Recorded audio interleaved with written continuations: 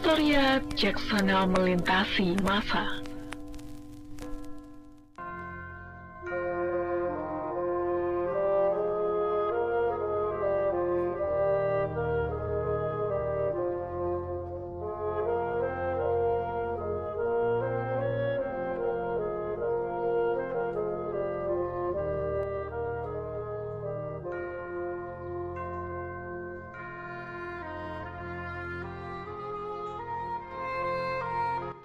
Assalamualaikum warahmatullahi wabarakatuh. Salam kebijaksanaan. Halo Sobat Filostoria, selamat datang di segmen video edukasi filsafat sejarah Filostoria. Segmen yang mengajarkan mencintai kebijaksanaan lewat sejarah. Pada kesempatan kali ini, saya Mera Divesa akan mengajak sobat semuanya untuk belajar nih mengenai hal yang mendasar namun acap kali terlupakan saat mempelajari filsafat sejarah. Apaan sih itu? Nah, biar mainan ayam ini ya yang menjawab.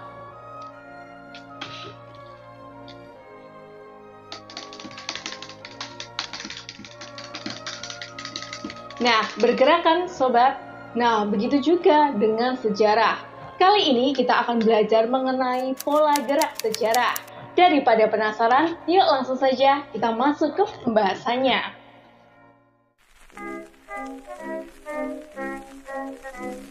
Sobat Filostoria, sebelum kita memasuki pada para filsuf dan pola gerak sejarah menurut mereka, maka hendaknya kita harus tahu sebenarnya apa sih gerak sejarah itu dan mengapa kita perlu mengetahuinya. Secara singkatnya, gerak sejarah adalah tafsiran atau interpretasi yang membentuk pola tertentu terhadap perjalanan peristiwa yang membentuk, sekaligus merangkai jalannya suatu peradaban. Nah, dengan mengetahui dan memahami gerak sejarah, maka kita bisa belajar dari masa lalu, memahami pola perjalanan sejarah yang kadangkali berulang dengan tujuan agar tidak terjerembab pada lubang atau kesalahan yang sama. Ingat kata kakek-kakek berjenggot ini. Sejarah selalu berulang pada dirinya sendiri, pertama sebagai tragedi, kemudian menjadi komedi.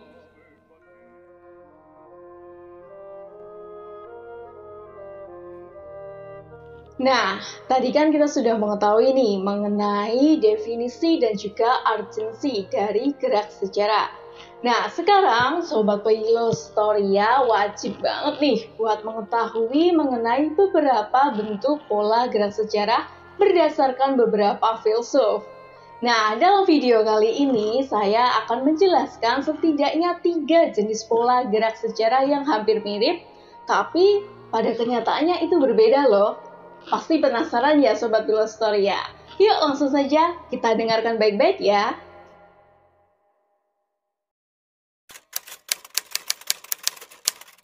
Yang pertama, Santo Agustinus dari Hippo.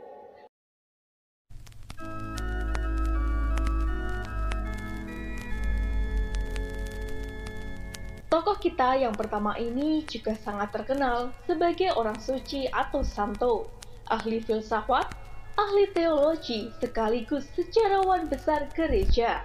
Wah, sudah tidak diragukan lagi ya kebesarannya.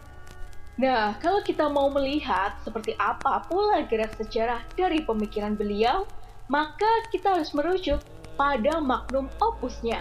Apakah itu? Ya, apalagi kalau bukan The Civitate Dei atau City of God atau Kota Allah.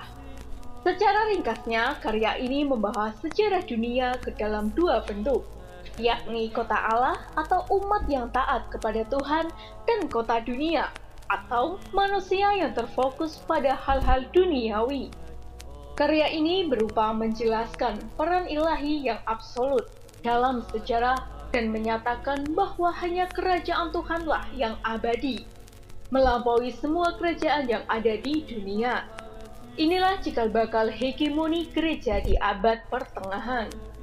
Dari karya Kota Allah, kebanyakan filsuf dan ahli sejarah menafsirkan pola gerak sejarah menurut Santo Agustinus dari Hippo berbentuk garis linier. Dikarenakan menurut Santo Agustinus, sejarah mengarah pada tujuan akhir, yaitu penghakiman terakhir dan kedatangan kerajaan Allah. Namun, kita juga boleh berpendapat lain loh. Misalnya nih, menurut saya, justru pola yang terbentuk adalah melingkar seperti roda, tetapi di tengahnya terdapat satu poros yang menahan roda dan tetap tak bergerak. Artinya, meskipun peristiwa dan peradaban dunia terus berulang dan berputar, mereka semua tetap diatur oleh kehendak ilahi yang tetap. Jadi, sejarah tampak berulang di permukaan, tetapi tetap mengarah pada rencana Tuhan yang tak terbantahkan. Nah, kalau diperagakan nih sobat, seperti mainan ini. Nah, mainan yang berbentuk lingkaran ini disimbolkan sebagai sejarah atau peradaban. Nah, sedangkan jari saya ini merupakan poros yang merupakan simbolisasi dari Tuhan yang tetap ada dan tidak pernah berubah. Wow banget kan ini pastinya. Kalau begitu saya peragakan ya. Ini adalah poros dan ini adalah sejarah yang disimbolisasikan dengan mainan ini. Nah, ketika kita putar, mainan ini akan terus bergerak, atau sejarah ini akan selalu memiliki pola gerak sejarah yang bergerak.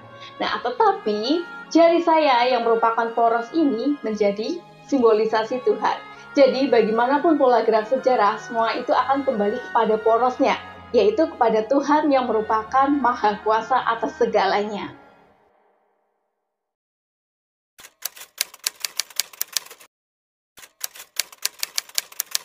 Berikutnya yang kedua, Ibnu Khaldun dan Arnold C. Toynbee.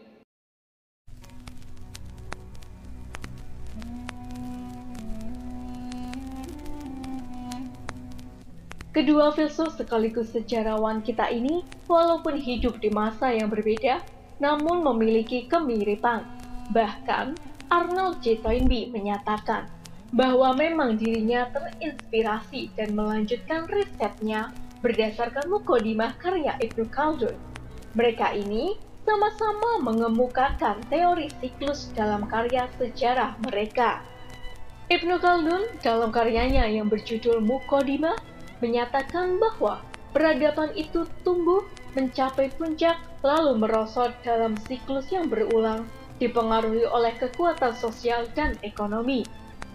Sementara itu, Toynbee dalam bukunya yang berjudul A Study of History juga menggambarkan peradaban mengalami siklus tantangan dan tanggapan, di mana masyarakat menghadapi krisis, bereaksi, dan terus berkembang hingga mencapai kemunduran. Keduanya melihat sejarah sebagai proses siklus yang dipengaruhi oleh dinamika internal dan eksternal peradaban. Pola gerak sejarah Ibnu Khaldun dan Arnold C. Toynbee disebut melingkar, karena mereka melihat peradaban melalui siklus yang berulang, yaitu lahir, berkembang, mencapai kejayaan, lalu merosot. Dalam pandangan ini, setiap peradaban mengalami perputaran yang mirip dengan roda. Setelah satu roda atau peradaban selesai berputar dan runtuh, maka roda yang baru atau peradaban baru muncul dan menggantikannya, dan memulailah siklus yang baru. Setiap roda tentunya memiliki tantangan masing-masing yang berbeda, sehingga pada akhirnya dapat disimpulkan bahwa meskipun peradaban berubah, tetapi pola siklus tetaplah berlaku. Nah, begini nih sobat, kalau saya peragakan. Saya punya dua buah mainan. Yang sebelah kanan yang berwarna biru ini merupakan peradaban dari Yunani kuno. Dan yang sebelah kiri berwarna ungu ini merupakan peradaban Romawi kuno. Nah, terkait peradaban dari Yunani kuno saya peragakan ya sobat. Nah, di mana peradaban dari Yunani kuno itu dimulai dari dia tumbuh, berkembang, kemudian mencapai puncak kejayaan, dan pada akhirnya dia nanti juga akan runtuh. Ini akan terus berputar. Nah, ketika dari peradaban Yunani kuno ini sudah runtuh, maka roda gerak sejarahnya itu sudah berhenti. Otomatis, untuk melanjutkan dari gerak sejarah Yunani kuno itu akan digantikan oleh peradaban yang namanya tadi Romawi kuno. Nah, Romawi kuno ini juga sama sobat, dia akan mulai dari bertumbuh, mencapai puncak kejayaan dan berkembang, kemudian dia juga akan mengalami yang namanya fase runtuh atau berhenti. Nah, pada intinya kita dapat mengambil kesimpulan bahwasanya di dunia ini banyak sekali roda-roda atau peradaban yang siap untuk menggantikan peradaban sebelumnya. Nah, pola ini atau siklus ini akan terus berjalan seiring berjalannya waktu dimanapun dan kapanpun.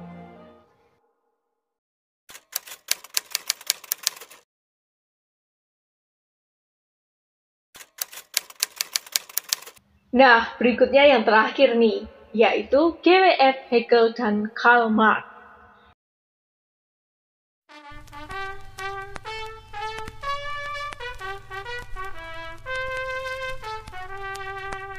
Mereka berdua ini unik loh. Di satu sisi bagikan guru dan murid, ya karena Marx sendiri waktu muda merupakan anggota dari Hegelian muda yang mewarisi tradisi dialektika Hegel yang kritis. Namun, di sisi lain bagikan musuh abadi, karena Marx dengan tegas dari awal menolak prinsip idealisme absolut yang Hegel usung, sehingga hanya dialektikalah yang menjadi titik temu mereka. GWF Hegel dan Karl Marx sama-sama menggunakan konsep dialektika untuk memahami sejarah tetapi dengan pendekatan yang berbeda. Hegel dalam karyanya The Philosophy of History atau filsafat sejarah menekankan dialektika dalam sudut pandang idealisme, di mana sejarah bergerak melalui konflik ide-ide, meliputi tesis, antitesis, dan sintesis yang berpuncak pada kesadaran diri dan kebebasan manusia yang ia sebut sebagai roh dunia atau Weltgeist. Roh dunia mencerminkan perkembangan ide-ide dan nilai-nilai yang mengarahkan bergeraknya sejarah. Sementara itu, Marx dalam Manifesto Komunis dan Inilah Kapital memodifikasi dialektika Hegel menjadi dialektika dengan sudut pandang materialisme atau yang dikenal sebagai materialisme dialektika. Bagi Marx, sejarah digerakkan oleh konflik kelas dalam konteks ekonomi dan materi, bukan oleh ide. Pertentangan utama mereka disebabkan Hegel melihat perkembangan sejarah berdasarkan oleh ide-ide dan roh abstrak sehingga bersifat a priori. Sedangkan Marx menekankan bahwa kondisi material dan ekonomilah yang menentukan gerak sejarah manusia sehingga bersifat a posteriori. Pola gerak sejarah yang terlihat dari karya Hegel dapat digambarkan seperti pir atau pegas spiral horizontal, karena proses dialektikanya berfokus pada pengembangan ide-ide yang bergerak maju dalam lingkaran yang berkesinambungan. Dalam pandangan Hegel, setiap tahap sejarah muncul dari konflik antara tesis dan antitesis, membentuk sintesis yang lebih tinggi.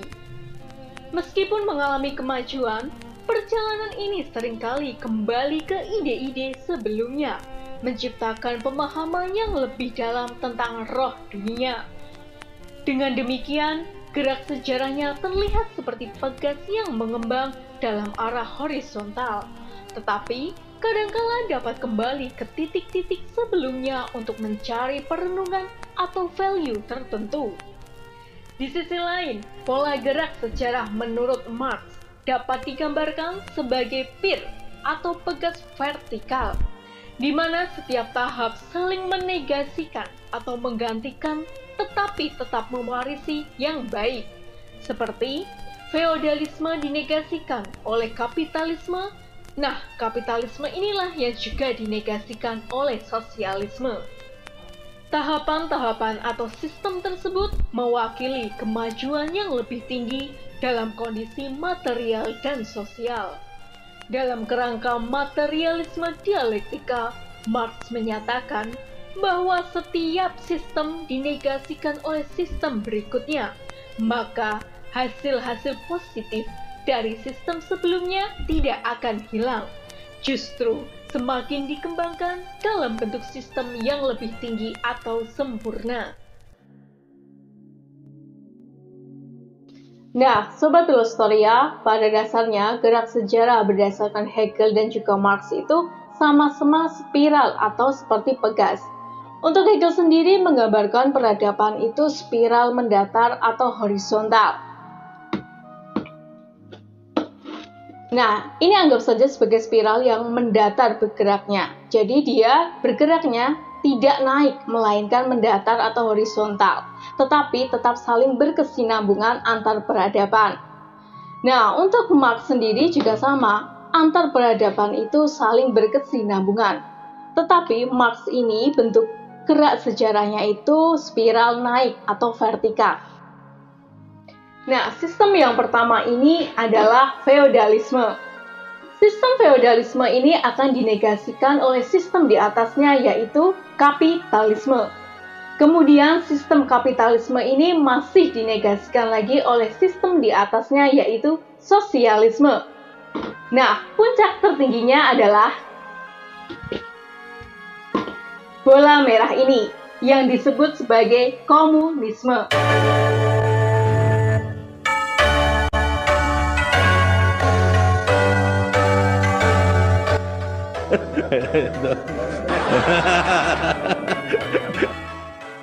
Yang dimana ini merupakan puncak dari melenyapnya kelas-kelas pada masyarakat. Nah, sobat, pada intinya pola gerak sejarah berdasarkan Hegel maupun Marx ini mendasari diri pada dialektika yang terus atau saling berkesinambungan.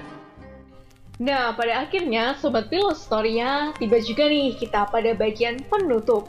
Tadi kan Sobat Filostoria sudah saya tunjukkan nih terkait 3 model gerak sejarah yang pada dasarnya mirip, yaitu lingkaran. Tapi ternyata interpretasinya berbeda-beda semua ya.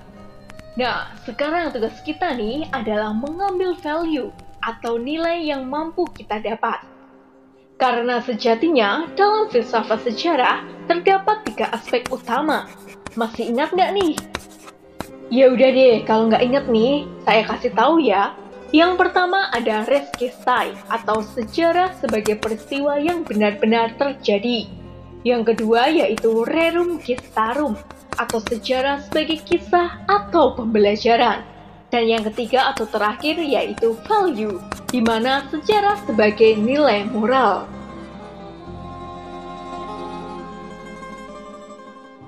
Nah, jadi value yang dapat kita ambil adalah kita boleh memiliki interpretasi, penafsiran, bahkan pemahaman yang berbeda-beda mengenai bagaimana sejarah itu bergerak. Namun, kita tidak boleh menganggap pandangan kita ini yang paling benar. Karena sejatinya semuanya itu memiliki kebenarannya masing-masing. Daripada kita berlarut pada perdebatan yang tidak ada ujungnya, lebih baik kita saling menghargainya sebagai perbedaan yang saling melengkapi. Seperti falsafah negara kita, yaitu Bhinneka Tunggal Ika. Berbeda-beda tetapi tetap satu jua, tetap satu keilmuan kita, yaitu keilmuan sejarah. Dengan sejarah, hidup kita makin terarah. Pada akhirnya, salam Historia Magistra Vitae. Sampai jumpa di video Filostoria selanjutnya. Wassalamualaikum warahmatullahi wabarakatuh.